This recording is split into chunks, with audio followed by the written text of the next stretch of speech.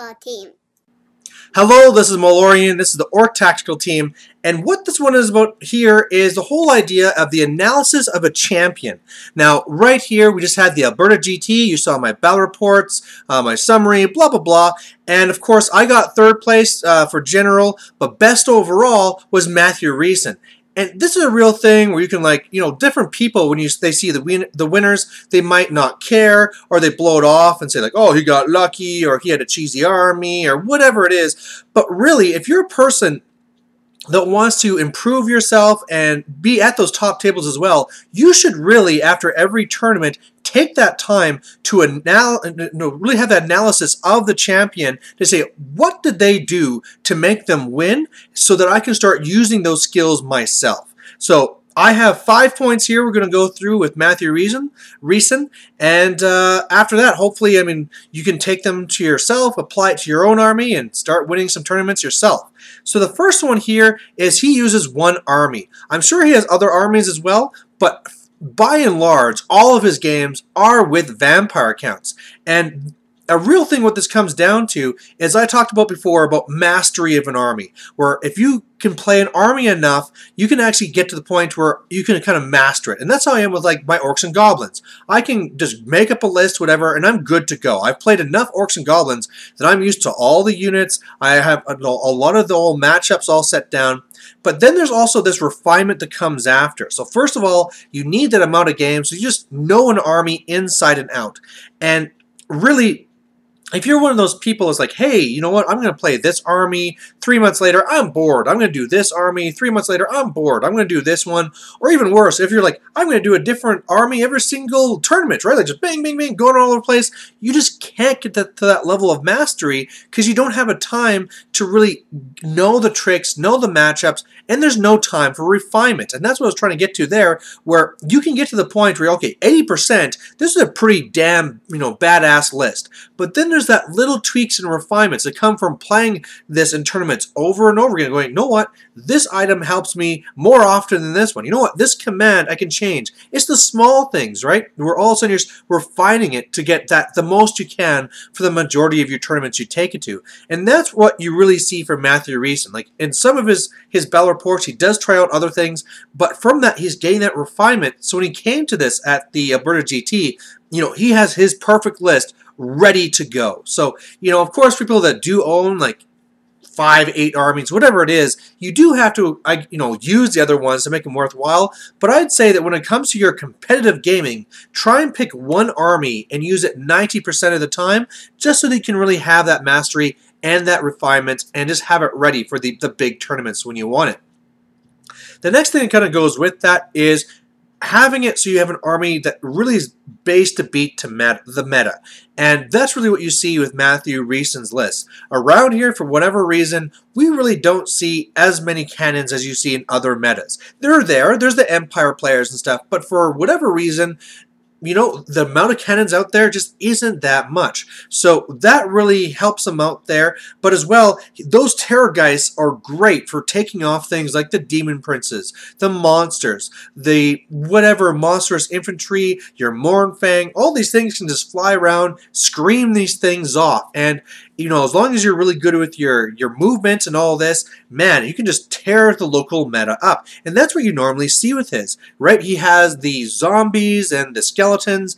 Get in there, just bog things down, or the ethereal, because again, we don't see a lot of crazy magic weapons. I mean, sure, some people take them, but for the most part, his ethereal could just run in there, say tie down a unit of Mournfang, and then you just screen them off the board. So it really has worked out in his list that's whatever the mission is, really is just move up, tie it down, scream it off. If it's something really scary, he can purple sun it, whatever it is, but it really is designed to take apart what you normally see here. And of course, if you were in some other one where, everybody plays Empire, everybody plays Ogres, and there's, 2 to 3 cannons all the single time, then he wouldn't be taking that list. But his is definitely built to beat the ones he sees. So that's something that comes from the last part. Unless you play a lot of games and play it with that army, you're not going to be able to build a list that counters the meta, but that's what he's done, and it works very well.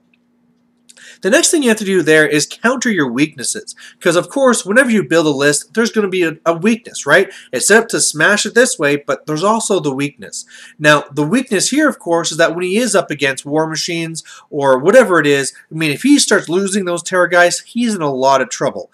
He doesn't run a vampire. He runs a necromancer. So unless he's running his Graveguard horde or something like that, his real combat power is not very strong. So as soon as those Terrorgeists go down, he's in a lot of trouble. So luckily, he's found a lot of ways to counter this. And it really is neat watching him because he knows when he should be actually dedicating his Terrorgeists, right? He knows that if he holds off for a second and then just fly them off or whatever, he can stay hiding behind buildings. And that's the kind of neat thing that I saw him actually talking to an opponent, is where other monsters like, yeah, I'm a big monster. Terrorgeists, they're hunched over. So if you get a good sized building, you know, you can actually block the entire line of sight to the actual Terrorgeist and keep them completely safe. So whereas a standing out dragon could not hide, the leaning over Terrorgeist, it's not like he converted it to be crawling or anything. That's the usual build. Terrorgeists are leaning over, and sure, there's like a little wing going up, but that's not really counted. So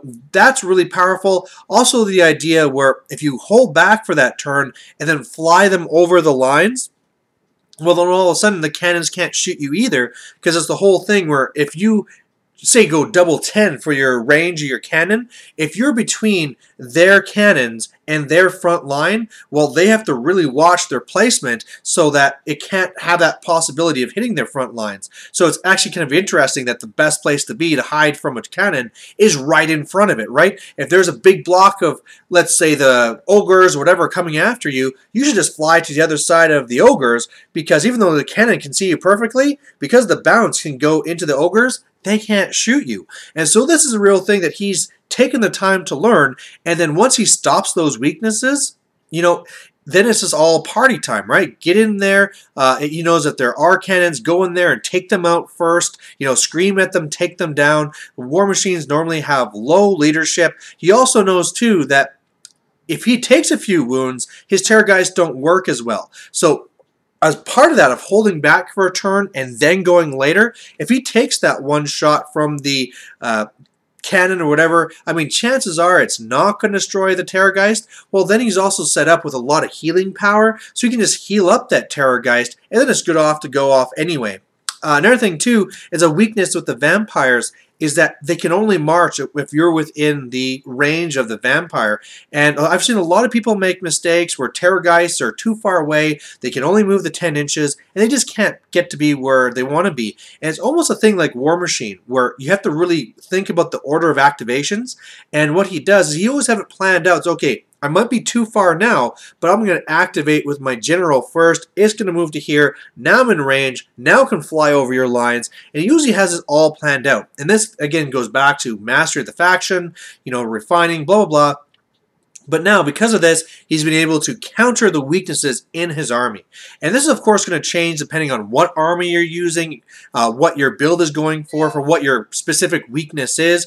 But this is the way that he's actually gone and countered them. And the most interesting ones you should be looking at is really the way that you fight cannons and then knowing those rules to do that. And that's really the next point here, which is strong knowledge of the rules. And we're talking strong, right? And I'd say the two best things that he really looks into, well, man, I mean, he has very strong understanding of how the war machines work with like the cannons, so that's how he counters those, but also he has a very strong understanding for the movement phase. So when he's summoning up units or moving up things to redirect and stop, he knows those rules very well, and it really is hard to not get gummed down between all the skeletons, ethereal, dogs, whatever it is, and if you get bogged down whatsoever, those Terrorgeists are just screaming you down, and you're in a lot of trouble. So, you know, it's that strong knowledge there. Also of knowing the threat ranges for all the magic and for his screams and all these things. That's really a big part of this here, because you could have it so that you have a strong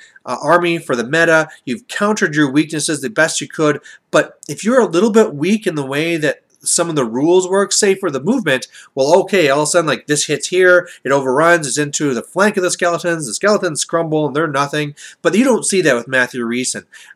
He's very good with that redirecting, sending you into the buildings, making sure that you can only fight a couple of guys, stuff like that. And I mean, I can only say so much on that topic there. It's really just knowing the rules inside out, being up to date on your FAQs and stuff like that.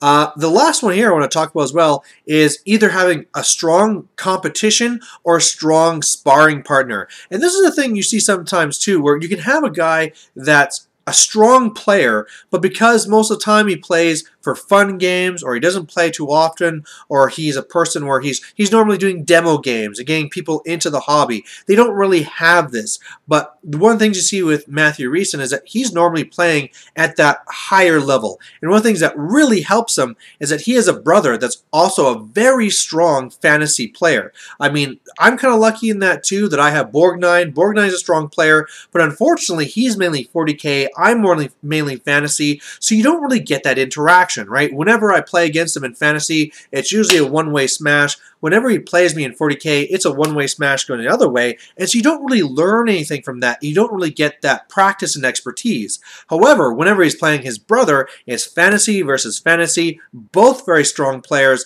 and this is where you can really actually get the good practice, the saying like, okay, what do I need to change my list to? What's that small refinery? You know, all the small little subtle parts of the movement phase just to make sure to get the most of what you need. And his brother is an Orc and Goblin player, so again, you know, if he messes up, he can be taking tons of combat res, things are crumbling, things are dying, but there you go. That's really it. So in the analysis of it, the real things where I was saying where Matthew Reeson comes ahead, and the real things that helps him win the big GT tournament here was in that he always stuck to vampire counts, and he knows vampire counts very well. He really knows his meta, and he built his army to counter that meta.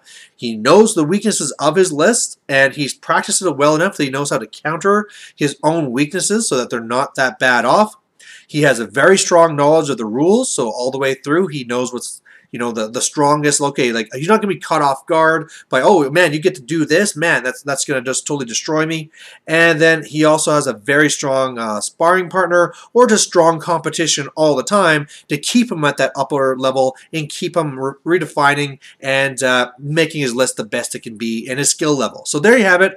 Hopefully you can take those points, apply them to yourself, apply them to your own army, and then start winning your own tournaments. So there you go. Thanks for watching, and bye.